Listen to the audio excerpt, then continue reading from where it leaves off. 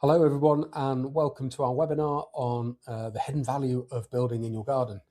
My name is Paul Testa, I'm an architect, I'm the founding director of Hem Architects, and I'm an expert at getting planning permission on tricky sites, whether they are suburban or urban sites or greenbelt sites as well. And we have a reputation, or I do as an individual, but also we do as a practice for getting planning on these particularly difficult sites.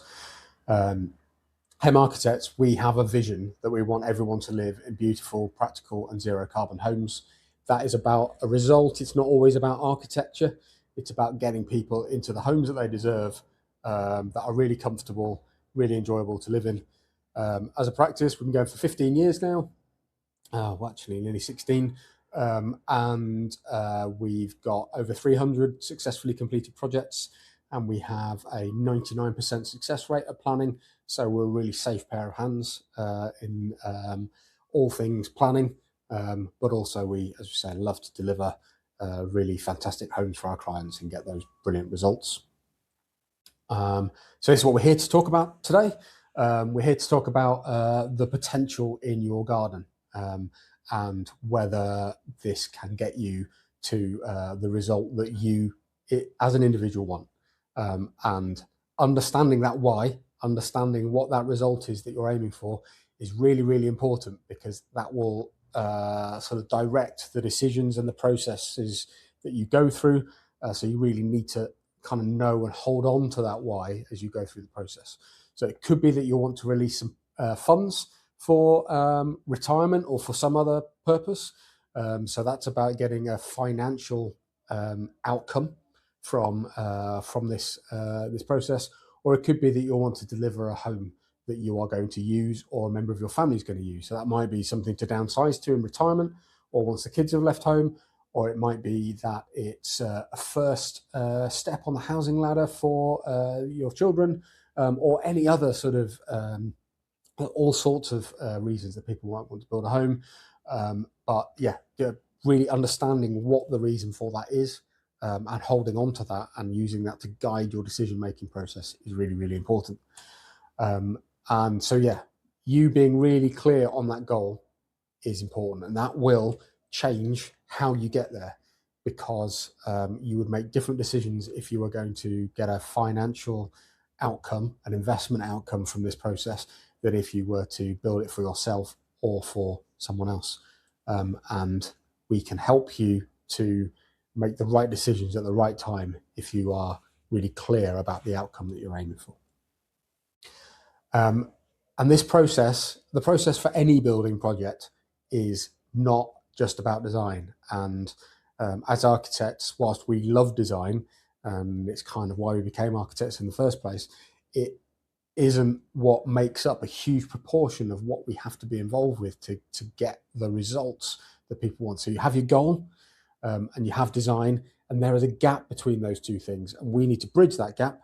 And we do that by looking at budget, program, making sure that we are making effective use of space, whether that's using space that you already have or creating new space, being really clear on routes to planning and being successful at planning, assembling the right teams, getting the right people in place at the right time to do the right pieces of work and give you the right advice, and then also delivering on our sustainability aspirations as a practice, as a client, to achieve really comfortable and healthy homes for the future.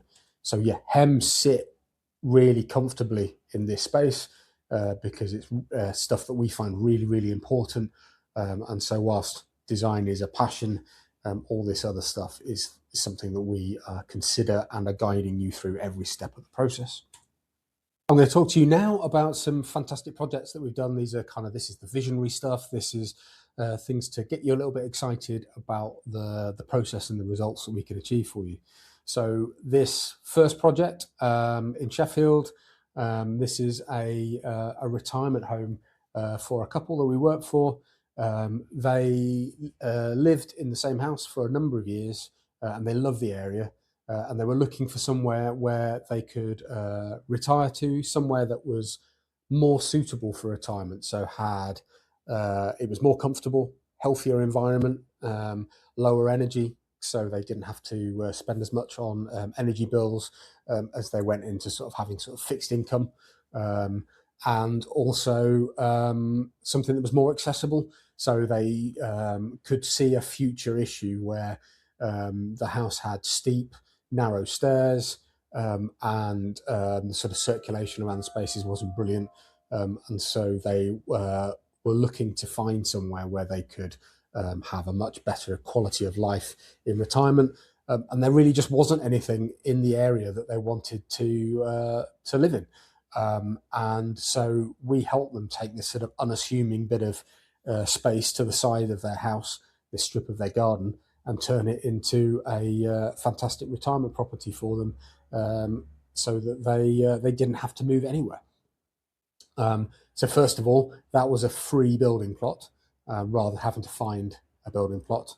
And secondly, they could achieve a house that exactly met their needs for the future. So yeah, we took this slot to the side of their house. We removed the poor quality sort of existing side extension that they had, and that gave us space to build a fantastic new home for them. Really, really low energy. So their energy bills will be super low, but also, because the building is really well constructed and really thermally efficient, it's really healthy as well. So the air quality is great. There's going to be no mold, all of those other things which can really impact you in your older age when your respiratory system isn't as good as it used to be, etc. So that's really, really important. And also, it's a really spacious home. So it's not really a downsize, but it means that each of the rooms has more breathing space.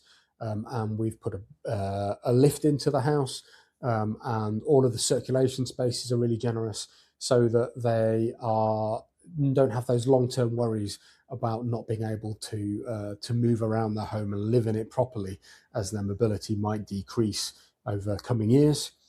And then also financially, it's really helpful, because whilst the build cost was a little bit more than they managed to sell their existing house for, they didn't have to buy a site. They didn't have to sort of pay stamp duty. Didn't have to move very far.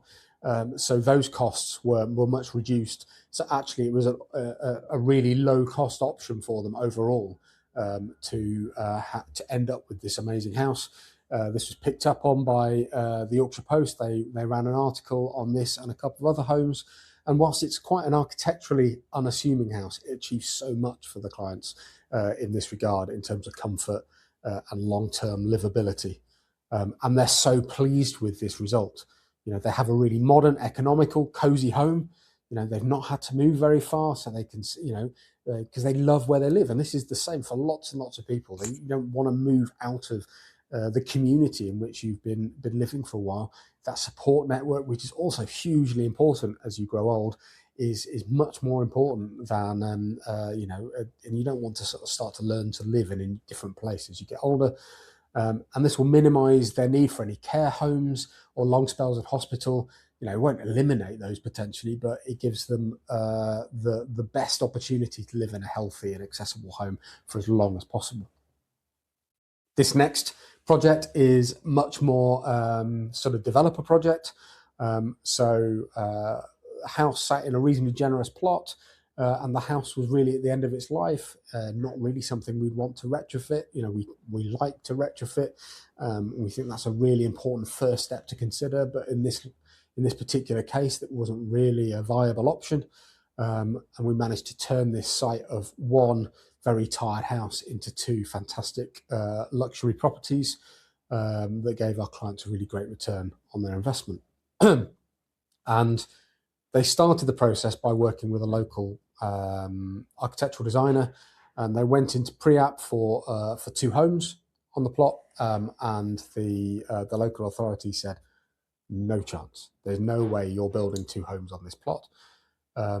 But actually, if you read that feedback in much more detail and started to sort of dissect it, it wasn't really about the principle of two homes.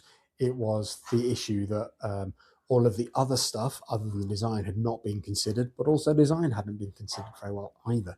So hadn't considered the fact this is in a conservation area, and that conservation area has various sort of things that you need to be aware of: building lines, vegetation. Your trees in this conservation area are really important.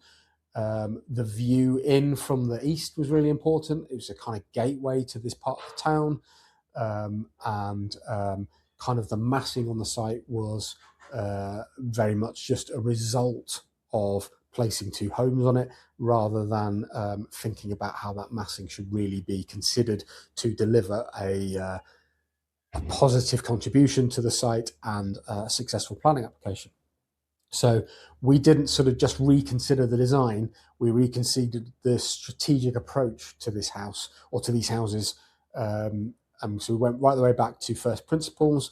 We considered building lines, we considered vegetation, and how you might place two homes on this site in a way that maximizes the development, because these are developers, they want to achieve a really good return on their investment. But were sensitive to the site, to the views into the site from the east in particular, the views out from the site, and sort of staying within those boundaries set by the adjacent buildings. And we went in for two different pre-apps. The first pre-app was using similar information to that which is on the screen now, and it was not about architecture. It was about placing buildings on the site. It was about what the important aspects of the site and the context that the local authority had brought up in their previous pre-app advice, and started to take the planners through a journey of developing a response to those things without getting into conversations about taste at a really early stage. So you can see here there is not really anything architectural about these proposals. They are about massing and form on the site so that we can start to get agreement on things at a strategic level before moving on to the next layers of detail. And by carrying through this considered strategic step-by-step approach, bringing the planners on a journey with them, demonstrating that we're thinking about all the things that they're worried about, we achieved planning at the first attempt, and we achieved planning for some homes that were considerably larger than the ones that the client had originally tried to get approval for. And by doing this, the client moved from a position of negative pre-app, where they might have gone, oh, can't do this anymore, to planning on first attempt and achieving a fantastic 20% profit on their investment. Had they chosen not to build the houses out, and had they chosen to just sell the site with planning approval, that percentage profit on their investment would have been much, much greater, because that tends to get sort of eaten away out through the building process, whereas that planning uplift on the site is huge compared to the investment that you spend in it. This is one of my favourite projects. This is the hen house. This was the site of 4 unsuccessful planning applications for various different forms of house or housing, and our clients were pretty certain that planning was not going to be an option for them.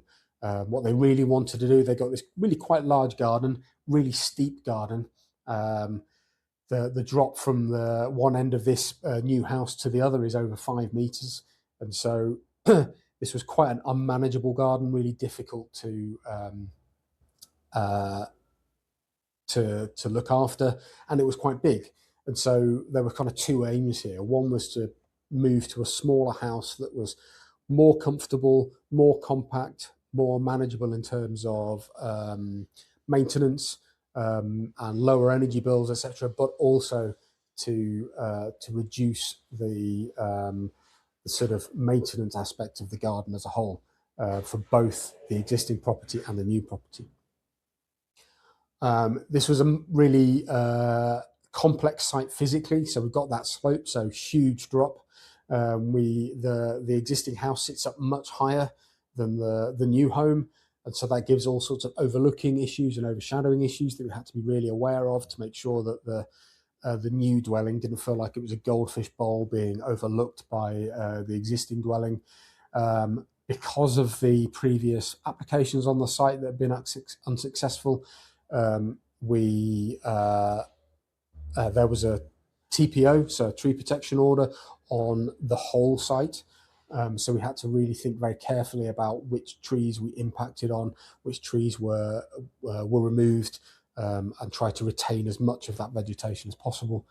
But we achieved a fantastic home, and we talk about kind of bringing the right team together at the right time, and using that to be an effective sort of addition to the design rather than an add-on at a later stage. And this isn't sort of there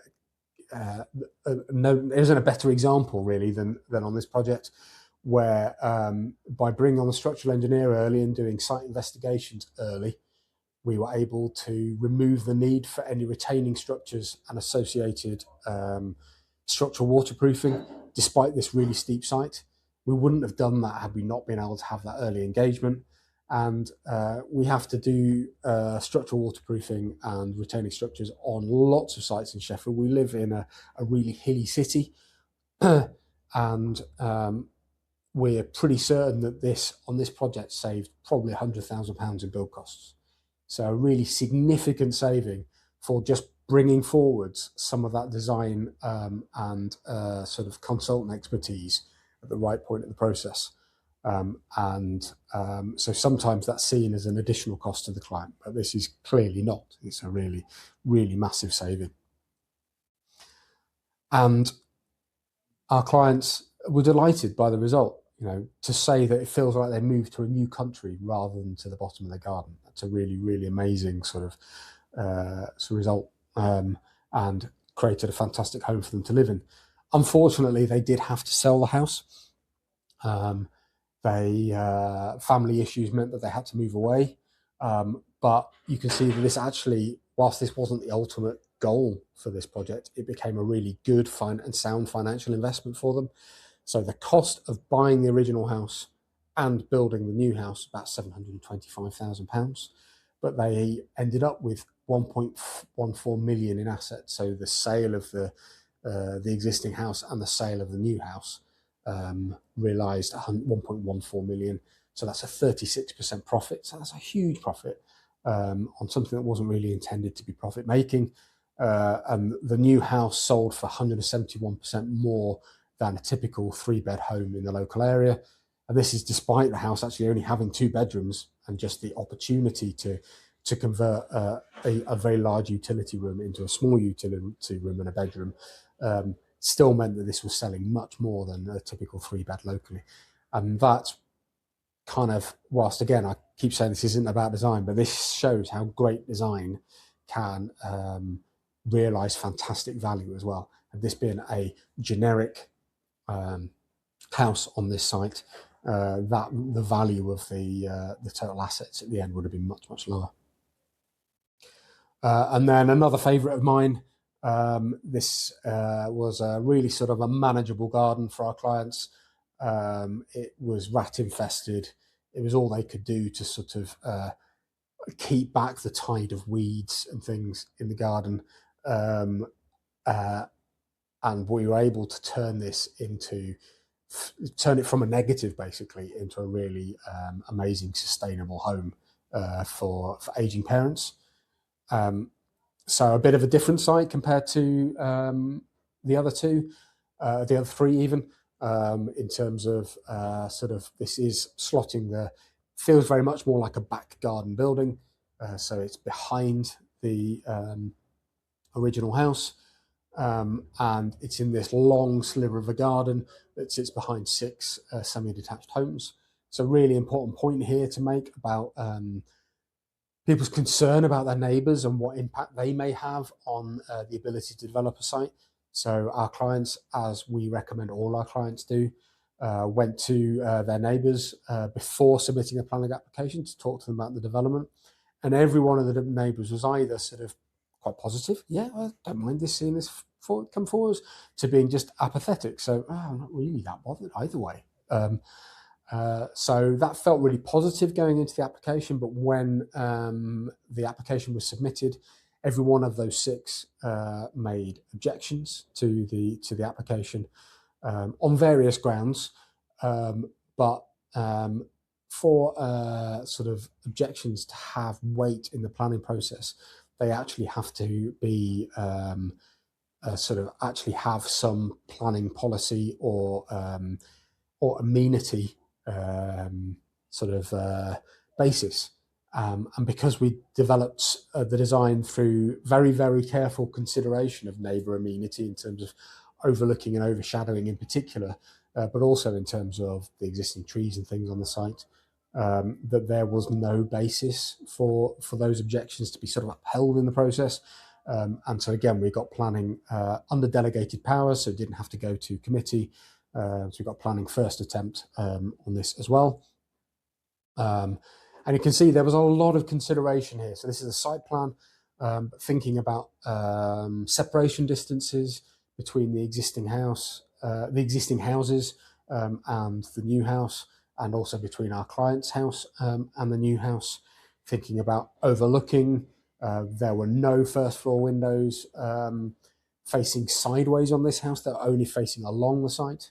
And then using the car parking in the middle as a bit of a sort of hinge between the sort of the retained existing garden and the new site. And then thinking about the only bit of building that projected sort of southwards, the new house, single story. So again, low impact, but then making sure that didn't sort of face onto a bit of existing home. And so it sits between a gap. And all of these things mean that it's a very low impact addition to the context. And again, a really, really happy set of clients. So, you know, it's really great that our clients were very happy and reassured that her parents were comfortable and happy in their new home. But also that, you know, it's great that they're close to family, to grandkids, and, you know, that kind of supportive relationship, being able to share a cup of sugar or an onion, all that stuff is fantastic. And we should be sort of doing more of this sort of multi-generational living. But that doesn't mean that we have to all live in one home for that to happen. So this is a really, really positive addition to our clients' lives, and to, I think, to the site as well. And so those are 4 fantastic projects that we've delivered for our clients. There are many, many more that we've done that are, I mean, basically all of the new homes that we've delivered are in effect sort of garden builds.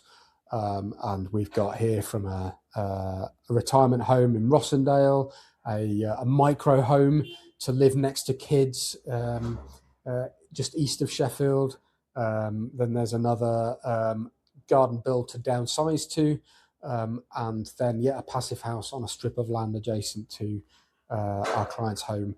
All of these are further examples of fantastic results we've achieved for our clients that really delivers both financial return potentially, but also that sort of lifestyle and comfort return for their way of living.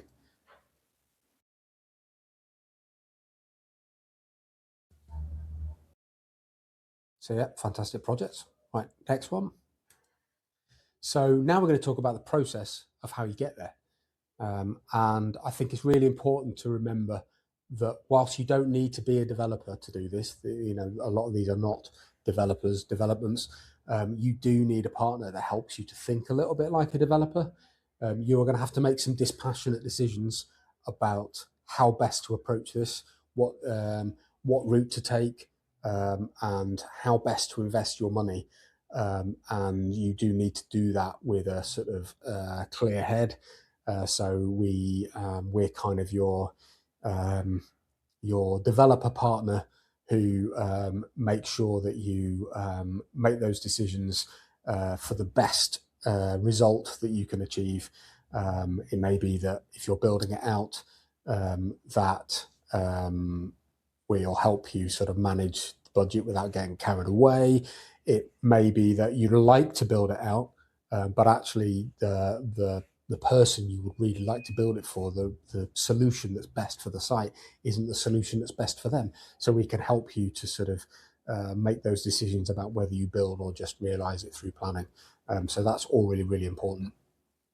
And there are, as we've talked about, there are kind of two ways to think about this. We can either exit after planning. That's where we get the maximum return on our investment in terms of percentage return. But obviously you don't get the home, or you build it out and you get the home.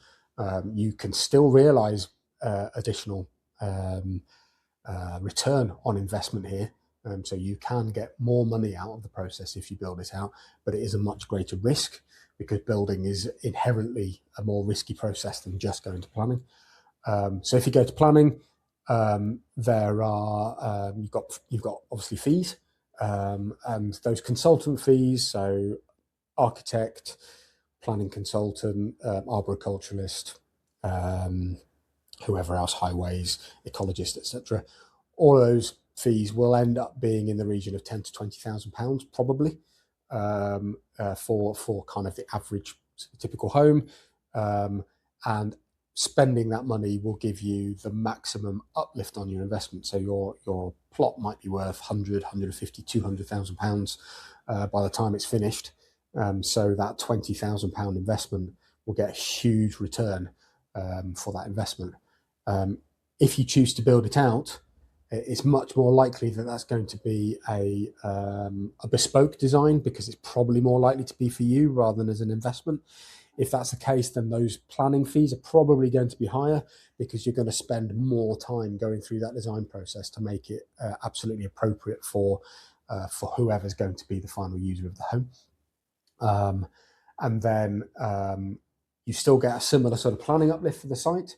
Obviously, if you decide at that point to stop and to sell the site, you may have designed something that's less appealing to a wider market, but there will still be people that want to buy that. And you've established the principle of planning on the site either way. And then, the construction, obviously there's a great deal of additional cost that comes with building something. That carries with it more risk, and then there's lesser additional return on top in terms of percentage of your investment. Both of those two are viable routes, but if it's purely a financial thing, then we highly recommend stopping at planning and kind of cashing in while you can. Whereas obviously if it's you want to realise the home, then you're going to have to build that. And then this is kind of giving you a guide to build costs. This isn't everything that comes with build costs. So additional to these are kitchens, bathrooms, if you want to improve the performance above building regulations. If you've got a really steep site, then there'll be a slope multiplier against these, etc. But this is a good guide to if you want a really basic building, or you're sort of budgeting a build versus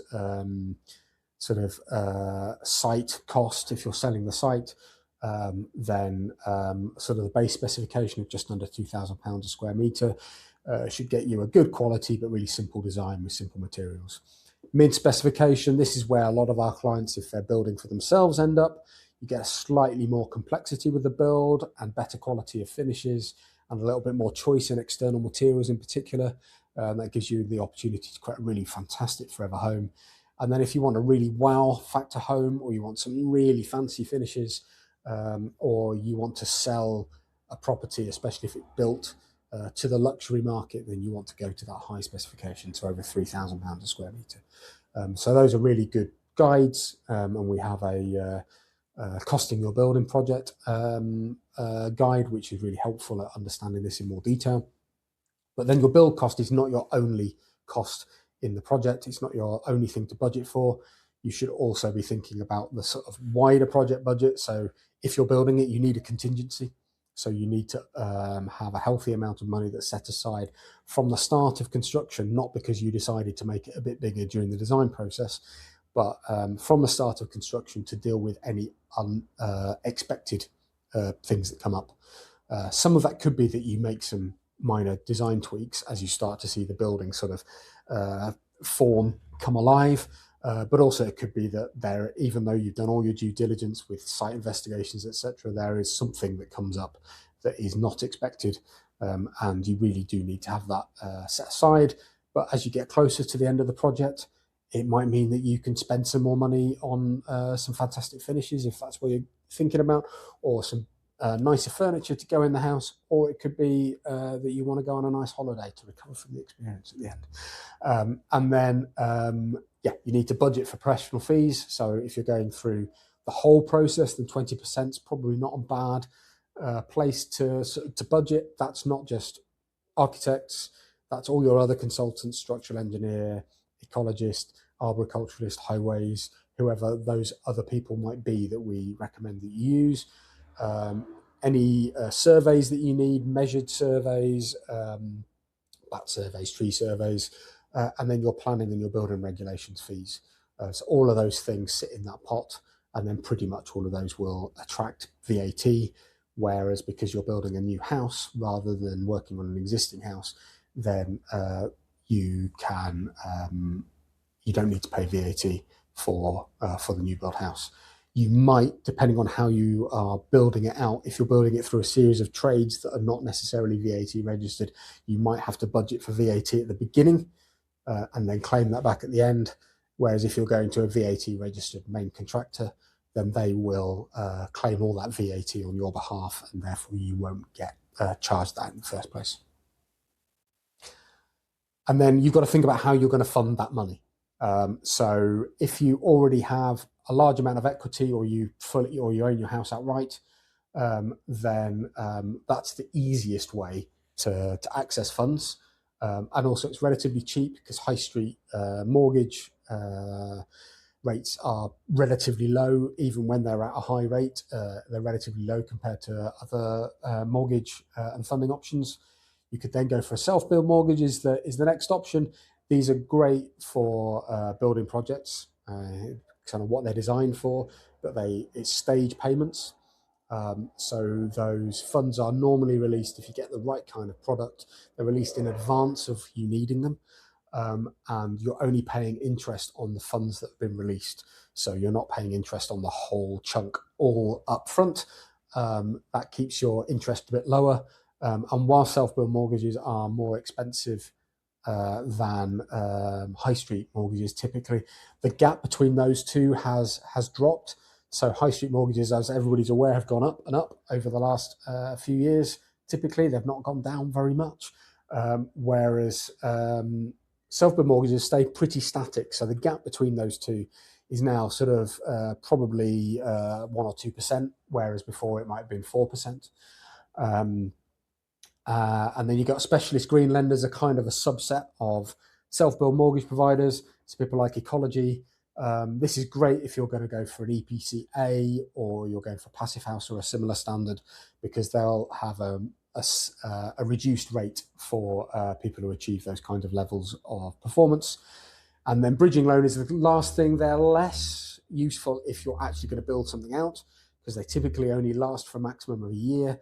But they're quite helpful if you're trying to secure another mortgage and you need something to get things moving, or if you're only going to go through the planning process and you're confident that you're going to complete that planning process and sell the site before that year is up, then that's a good way of finding the funds to do that.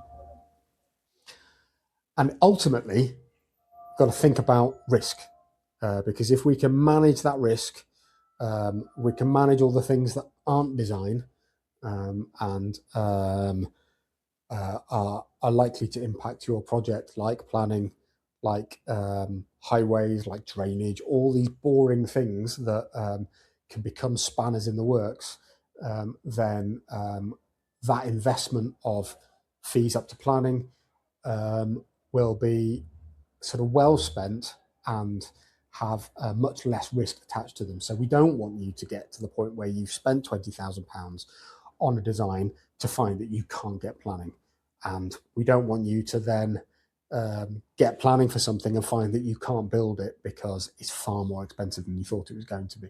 So we are going to manage all of those things. We're going to manage your budget, your program, your planning process, get the right teaming in place, make sure that we meet your sustainability aspirations, so that your risk is really well managed, so you have a really successful project, and that investment has a much higher likelihood of a fantastic return.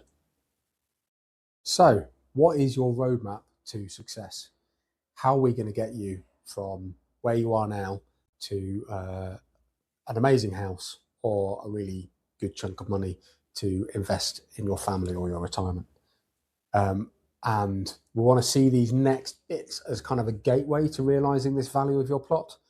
We want to find we are delivering a way of achieving this value or realizing this value for a minimal amount of investment upfront.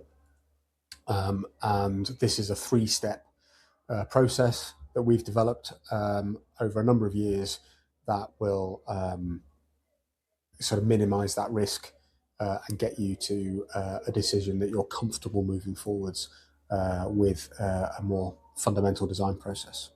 So first of all, step 1, is it a reasonable idea? So this is a free 30-minute online video consultation. It's generally quite easy for us to see which sites have got potential and which sites haven't. It's quite common that I look at a garden and go, well, there's just not really fundamentally any way that we could build a house in that garden, no matter how much you'd like to. There are some pros, but the pros do not outweigh the cons, and I would recommend sort of stopping at that point. So that's a free bit of advice that allows you to make that early decision. If we get beyond that, then step 2 is, will it work? And this is a much more in-depth piece of work, looking at planning policy, more detailed desktop research, looking at various things that might impact on the viability of the site or maybe need to be managed as risks. So whether they're to do with, it could be highways and access, it could be ecology or arboriculture, it could be that there are some planning constraints that we haven't been initially aware of. So we'll work through all of that. We'll do a single sketch option that gives you an idea of how you strategically might approach this project on site, an email summary, and a 30-minute online video meeting. And that will give you, or should give you, a great deal of confidence that this is either a project that probably doesn't want to be progressed any further or is a real, a high possibility of developing further. And then the final step is about making an action plan. So that's taking those risks, those constraints, that much better understanding of the site, and turning that into something that sets out what your best planning approach is. Is that to do a pre-app, maybe even 2 pre-apps? Is that to go straight in for outline planning permission or a detailed planning application? Whatever those things might be. Identifying what consultants are required to help us to mitigate the various risks that we've identified. At what stage do you need those consultants? We need them early enough that they're going to have the right impact at the right time, but we don't want to invest too early if we haven't bottomed out the risks, sort of the highest, most important risks. And then what are those sort of timescales that we're going to go through to achieve that planning approval? How long might that process take? And another video meeting to kind of pull all that together with you. And all of these 3 things together move you from an I don't know position where you're not really sure whether this is something that's worth doing to a go or no go decision with minimal financial risk.